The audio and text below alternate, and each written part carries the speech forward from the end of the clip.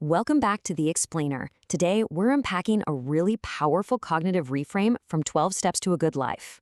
Honestly, this is going to fundamentally shift how you view your bank account, your possessions, and, well, your overall peace of mind.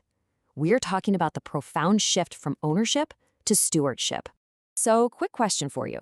Does your stuff actually own you? I mean, we hustle, we grind, we stress ourselves out completely just to acquire things, right? Houses, cars, the latest titanium-plated smartphone. But I want you to really consider if the very things you own are actually the hidden source of your crushing modern hustle and anxiety. Are you managing your possessions or are they managing you? Okay, let's dive into this. To escape this whole trap, we first have to recognize the honestly exhausting reality of our default societal mindset. The source text points out that society sends us these totally mixed messages, basically equating wealth directly with power, influence, and security. We're all basically conditioned to live under the heavy, often invisible burden of what the author calls the ownership perspective. Now, by definition, the ownership perspective is all about possessing and asserting absolute control. But here is the trap, and it's a big one. It ties your material possessions directly to your ego. When you view yourself as the absolute owner of your things, your self-worth just becomes tangled up in what you have. And that leads to this constant, exhausting cycle of protecting your assets, hoarding way more than you actually need, and trying to show off just to validate your own existence. And man, this anxiety of ownership is literally everywhere. It distorts our simple biological needs, things like basic shelter and clothing, into this perpetual treadmill of stress. You're constantly focused on accumulation. You develop this crippling fear of losing what you've miraculously gained. You're seeking external validation, constantly comparing your wealth to others, which, by the way, the text explicitly notes leads directly to dissatisfaction and envy. And somewhere along the way, you just completely lose track of the difference between a true fundamental need and a highly conditioned want. But hey, there is a way out of this trap. Let's pivot for a second and look at the ultimate cognitive solution to all this material anxiety. It just requires taking a step back, taking a deep breath, and adopting a completely different mindset. It's what the author calls the stewardship reframe. The crucial difference here is this. The stewardship perspective emphasizes your role not as an ultimate possessor, but as a temporary caretaker and custodian of resources. Think about how liberating that metaphor actually is. You are essentially renting space in life rather than owning it. Because let's be real, you can't take any of it with you in the end anyway.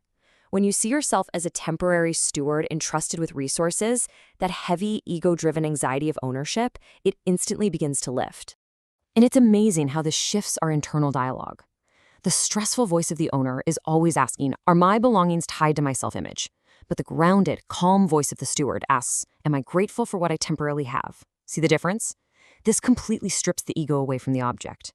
It replaces a really defensive, fragile pride with deep, grounding gratitude. The contrast between these two is just stark. The owner operates entirely from a place of fear and hoarding, thinking, who can take my stuff and how do I protect it? The steward, on the other hand, operates from a place of responsibility and utility, asking, how can I make the best use of what I have responsibly? It really forces you to self-reflect. A steward doesn't hoard. A steward manages things wisely for a greater good. So how do we actually apply this reframe to our daily lives? Well, we have to start with how we view our bank accounts.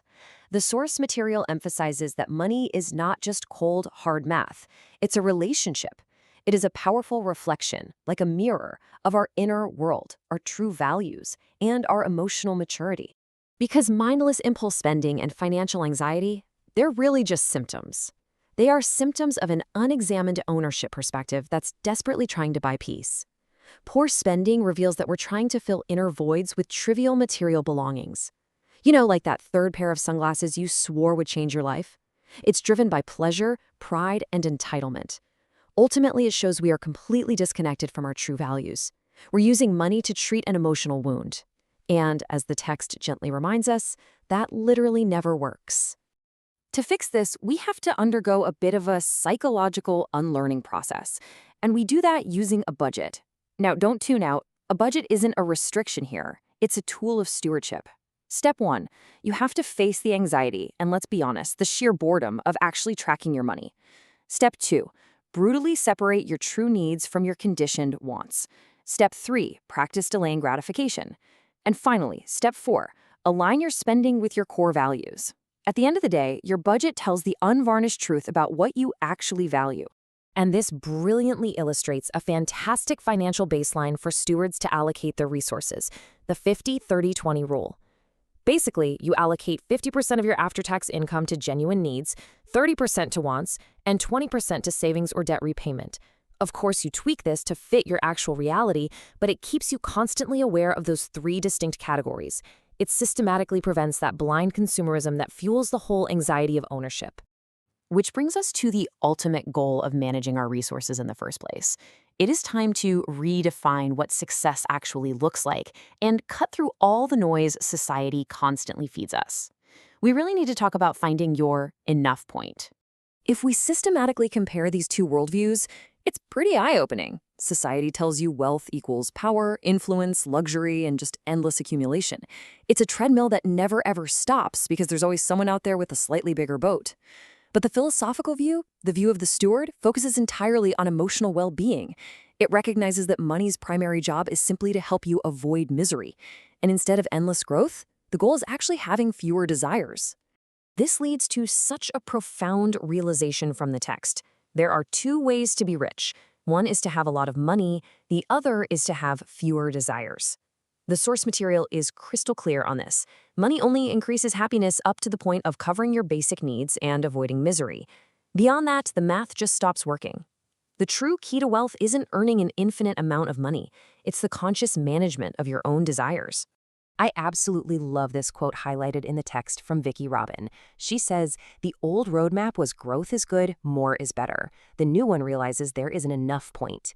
This is the beautiful resolution of the stewardship mindset. The enough point is that perfect equilibrium where you have exactly what you need for the life you love, with absolutely nothing in excess to weigh you down or cause you anxiety. So I want to leave you with this lingering thought today. If everything you have, your money, your home, your talents, is truly just on loan from the universe, how will you care for it today? I challenge you to wake up tomorrow not as an anxious owner trying to control the uncontrollable, but as a grateful steward. Thanks so much for joining me for this explainer, and I'll see you next time.